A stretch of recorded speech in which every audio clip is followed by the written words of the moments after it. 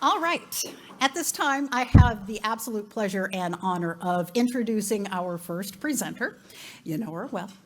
She has been a University of Washington faculty member since 1986 and held numerous leadership positions before taking over her current role. She is the first Latina and the first woman to be named the University of Washington president. For many years, she has been a strong champion for diversity on this campus and is a longtime supporter of Celebration. So please help me welcome the 33rd president of the University of Washington, Dr. Anna-Marie Cauce. Good to see you.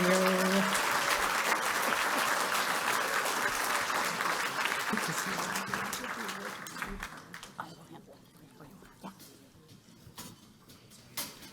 It is so wonderful to be hanging out with you folks and to be seeing you in person and to be celebrating in community. I want to recognize a few of the folks that are out here. We have our regents, Constance Rice, Rogelio Riojas, Regent Blaine Tamaki. Thank you so much for being out here. And our student regent, Dili Barisha.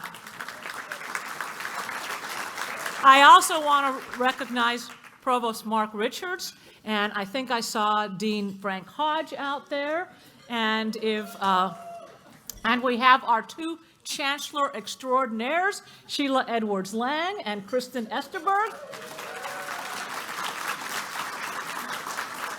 And we have a number of elected officials. This is a room full of power.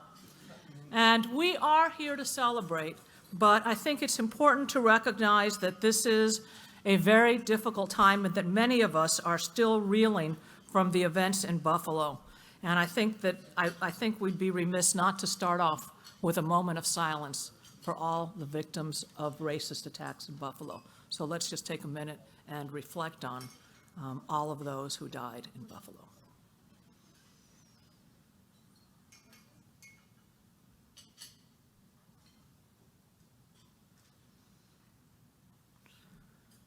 What happened in Buffalo was not only an attack on the people who were killed and their families, it was an entire community that was targeted and terrorized. The horrific attack was an assault on the sense and safety and belonging, first and foremost, of Black Americans, but of all BIPOC, Black, Indigenous people of color, and all our communities. And it was an assault, again, on their sense of safety and belonging. So I hope that today, that our celebration, that us being here in community, can be a small gesture of the solidarity and love we feel here in our community, and a reflection of the commitment that I know we all have to ensuring that this is a place where people can feel safe and welcome.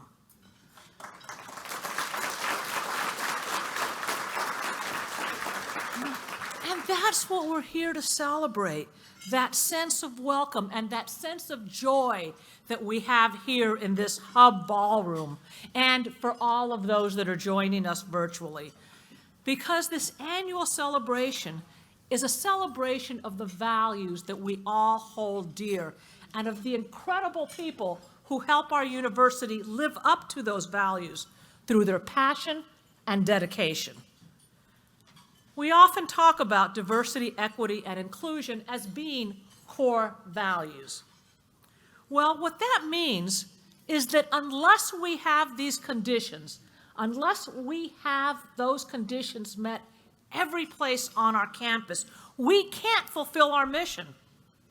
We can't truly educate, learn, and discover or serve the public without having as core values diversity, equity, and inclusion.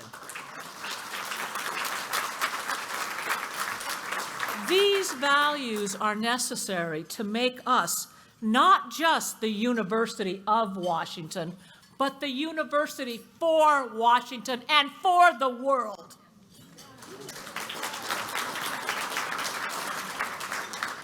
And as I've been talking to so many of you that I haven't seen in so long, and meeting some of the wonderful students that we're all going to get a chance to meet, everyone in this room is instrumental in realizing these grounding principles at every level and across every aspect of our university's endeavors. We're not always perfect, and we still have a long way to go. But you, all of you in this room, push us, prod us, and uplift us, and make sure that we live these values. The Office of Minority Affairs and Diversity is doing outstanding work in creating a tri-campus climate that not only enables BIPOC students to thrive, you will see how they have thrived, but it makes learning, living, and working here better for everyone. Again, this isn't about uplifting some people. This is about every single one of us, because we can't move forward together if we're leaving some people behind.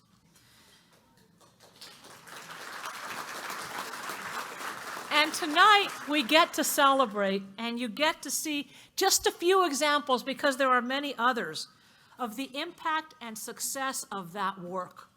It's all around us. Take time to meet people at your tables. Listen and read about these fabulous students that we're celebrating and of the fabulous work that they are doing. I've got this on my phone, so every once in a while it disappears.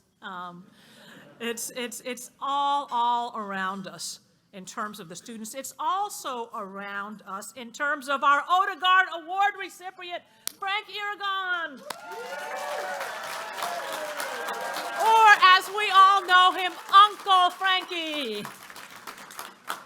He's being recognized for his work on campus and in the surrounding communities to advance social justice. This joy that we feel, this commitment that we feel, is also present in the engagement and support of so many of you in our room that are making these scholarships possible, that are making this evening possible, that are making the good work of the Office of Minority Affairs and Diversity possible. But I want you to know this is a full ballroom, and we've got hundreds, if not thousands, of people online, but OMAD's impact can't be contained by a single ballroom or by a single audience. It's a partnership across all three campuses, and it's there.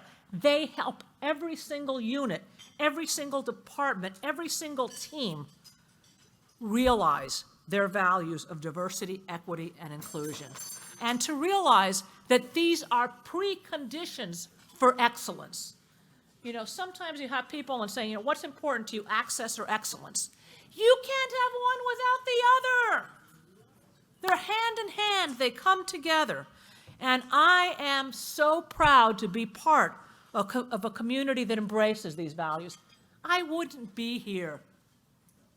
I mean, you know, I wouldn't be here if you weren't a community that values diversity, inclusion, and equity. We still have a long way to go. The events in Buffalo certainly remind us of just how long we have to go and just how difficult the fight is going to be. But when you see our students, and they'll remind you of these fabulous tools that we're giving them and the passion that there's no question that we are going to move forward together, that we will continue to fight for change. Each of us is already part of that fight, and your commitment to the world fills me with hope. These students, I guarantee you, I have been going, Constance and I were talking about how many years I've attended this. It's, you know, I was saying at least 25, she was saying at least 30, probably closer to 30. And after this evening, it's usually at that part of the year when I'm exhausted, I'm tired, another night I'm coming home late, but I come home filled with joy and hope. And that's what tonight is all about. It's a celebration of the future. And when you see our students, when you hear about Frankie. The future is bright, and we're building it together. Thank you. Okay, are you all ready? Are you all ready to be impressed? Our first student scholar is the President's Achievement Award recipient, Lia Kaluna.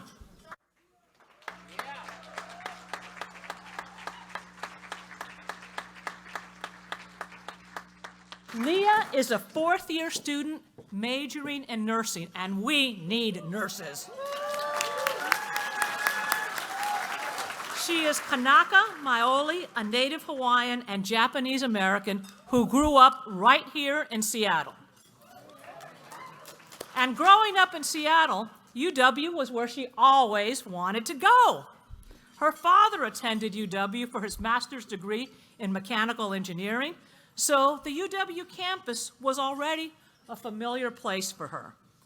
After attending our orientation, the Purple and Gold, she was comforted by the focus and support by the services that we had here to help BIPOC students like herself. While at UW, Lia has participated in many OMAD programs, including the Orientation for Health Sciences Center for Minority Student Program. It is Go Health Sciences. She also participated in the Mentor Power for Success, where she was a mentee for 1 year, and then she became a mentor for 2 more. And she studied at the Instructional Center and the Kelly ECC. Lia was also a Germaine Christen undergraduate scholar at the UW School of Nursing de Tournai Center for Healthy Aging. I need that center for sure. And in the past year, she's worked as a nurse technician at the VA Medical Center through the Valor program, where she helped as a research assistant with Ola Pacifica, a Pacific Islander-led lab at the UW School of Social Work.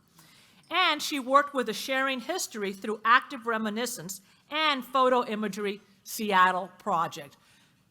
She's done it all. She's done the nursing, she's done the health, she's done the humanities, she's done the community service. And that is why the future is so bright. And when she graduates, she's going to complete a nursing residency program at the other UW in Madison, Wisconsin. So, absolutely. We have a beautiful medal for Lia.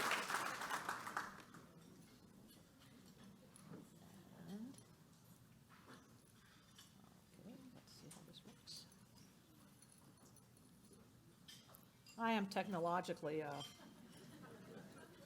here we go.